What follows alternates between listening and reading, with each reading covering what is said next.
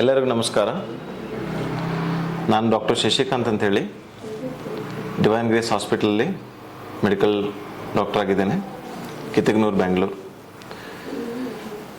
ನೀವು ತುಂಬ ವಿಡಿಯೋಸ್ ನೋಡಿರ್ಬೋದು. ತುಂಬ ಜನಗಳು, ತುಂಬ ಡಾಕ್ಟರ್ಸ್ಗಳು ತುಂಬ ಟಾಪಿಕ್ಸ್ ಮೇಲೆ ತುಂಬ ಅಥೆಂಟಿಕ್ ಆಗಿ ಮಾತಾಡ್ತಾರೆ. ಬಟ್ ನಾವು ಬೇಸಿಕ್ ರಿಯಾಲಿಟಿನ ನಾವು ಗಮನ ಮಾಡ್ಕೊಳ್ಳೋಣ. ನಮ್ಮ ಇಂಡಿಯನ್ ಸಿನಾರಿಯೋದಲ್ಲಿ ಸ್ಟೇಟ್ ವೈಸ್ ಮತ್ತು ನ್ಯಾಷನಲ್ ವೈಸ್ ಎರಡು ನಿಮಗೆ ಸ್ಟ್ಯಾಟಿಸ್ಟಿಕ್ಸ್ ಹೇಳ್ಕೊಡ್ತೀನಿ. ಅದರ ಪ್ರಕಾರ ಎಷ್ಟು ಡಾಕ್ಟರ್ಸ್ ಇದ್ದಾರೆ ನೋಡಿ. As an Indian allopathy or modern medical doctors ಎಷ್ಟಿದ್ದಾರೆ ಅಂದರೆ ಒಂದು 13,88,000 ಜನಗಳು ಅಲೋಪತಿ ಪ್ರಾಕ್ಟೀಸ್. ಕಾಮನ್ ಆಗಿ ಅಲೋಪತಿ ಏನು ಮಾಡರ್ನ್ ಮೆಡಿಸಿನ್ ಏನು ಅನ್ನೋಕ್ಕಿಂತ ಕಾಮನ್ ಆಗಿ ಅನ್ಕೊಳ್ಳೋಣ ಅಲೋಪತಿ ಈಸ್ ಮಾಡರ್ನ್ ಮೆಡಿಸಿನ್. ಅದರಲ್ಲಿ ಡಿಫ್ರೆನ್ಸ್ ಇದೆ, ಅದರ ಬಗ್ಗೆ ಜಾಸ್ತಿ ಹೋಗೋದು ಬೇಡ ಈ ಸದ್ಯಕ್ಕೆ.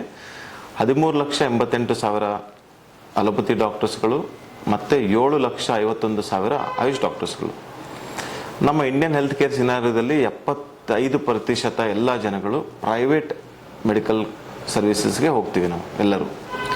42% ಅರ್ಬನ್ ಪಾಪ್ಯುಲೇಷನಲ್ಲಿ, 49% ರೂರಲ್ ಪಾಪ್ಯುಲೇಷನ್ ಜನಗಳು ಗೌರ್ಮೆಂಟ್ ಸರ್ವಿಸಸ್ಗೆ ಹೋಗ್ತಾರೆ. ಯಾರ ಕಡೆ ದುಡ್ಡಿಲ್ಲ ಅವರು ಗೌರ್ಮೆಂಟ್ ಸರ್ವಿಸಿಗೆ ಹೋಗ್ತಾರೆ.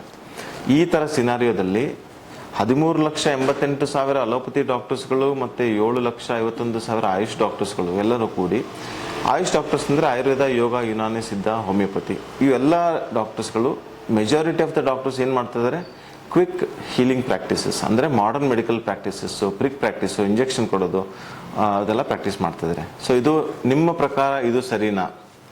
ನಿಮ್ಮ ಪೇಷಂಟ್ಸ್ಗಳು, ನಿಮ್ಮ ತಂದೆ ತಾಯಿ, ನಿಮ್ಮ ಮಕ್ಕಳು, ನಿಮ್ಮ ಸಣ್ಣ ಸಣ್ಣ ಮಕ್ಕಳನ್ನು ನೀವು ಬೇರೆ ಸಿಸ್ಟಮ್ ಪ್ರಾಕ್ಟೀಸ್ ಮಾಡಿರೋ ಡಾಕ್ಟರ್ ಕಡೆ ಕರ್ಕೊಂಡು ಹೋಗ್ತೀರಾ?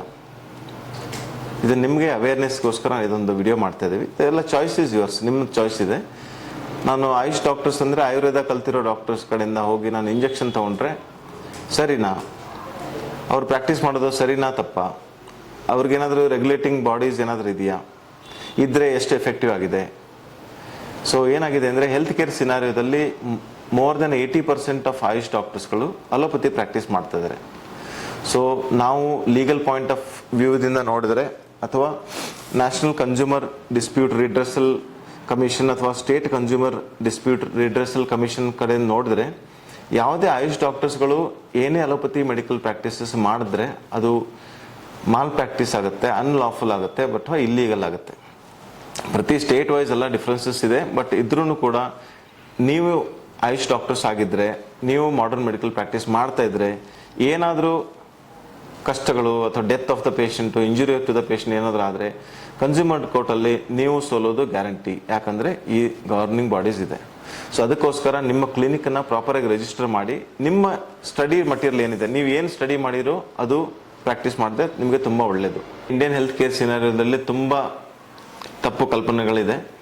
ನಾನು ಯಾವುದೋ ಒಬ್ಬರು ಸ್ಪೆಷಲಿಸ್ಟ್ ಲಿವರ್ ಡಾಕ್ಟರ್ ಒಬ್ಬರು ಯಾರೋ ಮಾತಾಡ್ತಿರೋದು ಕೇಳಿದೆ. ಇಂಟಿಗ್ರೇಟಿವ್ ಮೆಡಿಸಿನ್ ಬಗ್ಗೆ ಅವ್ರು ಮಾತಾಡ್ತಾರೆ. ಅವ್ರೇನು ಹೇಳ್ತಾರಪ್ಪ ಅಂದರೆ, ಇಂಟಿಗ್ರೇಟಿವ್ ಮೆಡಿಸಿನ್ ಅಂದರೆ ಏನು ಅಂದರೆ, ಆ್ಯಪಲ್ ಜ್ಯೂಸಲ್ಲಿ ಕೌಸ್ ಯೂರಿನ್ ಮಿಕ್ಸ್ ಮಾಡಿಬಿಟ್ರೆ ಅದೇನು ಬರುತ್ತಲ್ಲ ಅದು ಇಂಟಿಗ್ರೇಟಿವ್ ಮೆಡಿಸಿನ್ ಅಂತ ಹೇಳ್ತಾರೆ. ಅದಕ್ಕೆ ನಾವೇನು ಹೇಳ್ಬೋದು ಅಂದರೆ, ಅವರು ಸಬ್ಜೆಕ್ಟಲ್ಲಿ ತುಂಬ ಉತ್ತೀರ್ಣವಾಗಿ ತುಂಬ ಹೈಯೆಸ್ಟ್ ಲೆವೆಲಲ್ಲಿ ಸ್ಟಡಿ ಮಾಡಿರ್ಬೋದು. But AYUSH has its own speciality and its own system of work.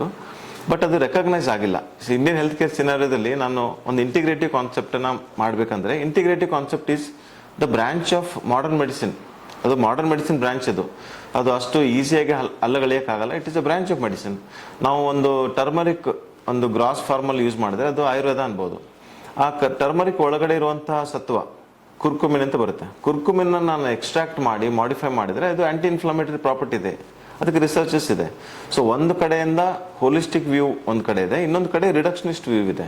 So ಒಬ್ಬ ಅಲೋಪತಿ ಡಾಕ್ಟ್ರು ಇನ್ನೊಬ್ಬರನ್ನ ಅರ್ಥ ಮಾಡ್ಕೊಳ್ಳೋದು ಡಿಫ್ರೆನ್ಸ್ ಇದೆ. ಒಬ್ಬ ಆಯುಷ್ ಡಾಕ್ಟ್ರು ಅಲೋಪತಿ ಡಾಕ್ಟ್ರನ್ನ ನೋಡೋದು ಡಿಫ್ರೆನ್ಸ್ ಇದೆ. ನಾವು ಏನು ಮಾಡ್ಬೇಕಂತ ಇದೆ ಅಂದರೆ, ಇದನ್ನ ಒಂದು ಬ್ರಿಡ್ಜ್ ಥರ ಮಾಡಿ, what is best for the patient ಯಾವುದು ಒಳ್ಳೆಯದು ಅದನ್ನು ನಾವು ಎವಿಡೆನ್ಸ್ ಬೇಸ್ ಆಗಿ ಕೊಡುವಂಥ ಒಂದು ಪ್ರಕ್ರಿಯೆ ಮಾಡ್ತಿದ್ವಿ. ಇಂಡಿಯಾದಲ್ಲೇ ಇದು ಫಸ್ಟ್ ಅಂತ ನಾವು ಹೇಳ್ಬೋದು. ಯಾಕಂದರೆ ಈ ಕಾನ್ಸೆಪ್ಟ್ ಅವೇರ್ನೆಸ್ಸೇ ಜನಗಳಿಗಿಲ್ಲ. ಎಷ್ಟೋ ದೊಡ್ಡ ಡಾಕ್ಟರ್ಸ್ ಆಗಿದ್ರೂ ಕೂಡ ಅವರಿಗೆ ಅವೇರ್ನೆಸ್, ಇಷ್ಟು ಕೆಳಮಟ್ಟದ ಅವೇರ್ನೆಸ್ ಅವರಿಗಿದೆ ಅಂತಂದರೆ, ಒಂದೇನಿರ್ಬೋದು, ಅವರು ಒಂದು ಕುತರ್ಕಿಗಳಾಗಿರ್ಬೋದು, ಒಂದು ಬೇರೆ ಒಂದು ಯಾವುದೋ ಒಂದು ಎಜೆಂಡಾ ಇಟ್ಕೊಂಡು ಅವರು ಈ ಥರ ಪ್ರಾಕ್ಟೀಸ್ ಮಾಡ್ತಾ ಇರ್ಬೋದು, ಅಥವಾ ಅವ್ರು ಏನಪ್ಪ ಅವ್ರ ಉದ್ದೇಶ ಏನಿರ್ಬೋದು ಅಂದರೆ ಒಂದೇನೋ ಎಜೆಂಡಾ ಬೇಸ್ಡ್, ಯಾವುದೋ ರಿಲಿಜಿಯಸ್ ಬೇಸ್ಡ್ ಎಜೆಂಡಾನೋ ಅಥವಾ ಏನೋ somebody would have funded for him or something, ಯಾವುದೋ ಏನೋ ಫುಡ್ ಲಾಬಿನೋ ಅಥವಾ ಫಾರ್ಮರ್ ಲಾಬಿನೋ ಯಾರೋ ಫಂಡ್ ಮಾಡಿರ್ಬೋದು to destroy the AYUSH activities, ಅದರಿಂದ ಇರ್ಬೋದು.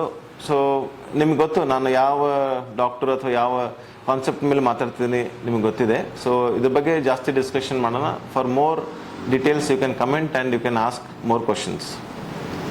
ವೀಕ್ಷಕರೇ, ಇಂತಹ ವಿಡಿಯೋಗಳು ನೋಡಬೇಕಾದ್ರೆ ಐಡಿಯಾ ನ್ಯೂಸ್ ಅನ್ನು ಸಬ್ಸ್ಕ್ರೈಬ್ ಮಾಡಿ, ಶೇರ್ ಮಾಡಿ, ಲೈಕ್ ಮಾಡಿ.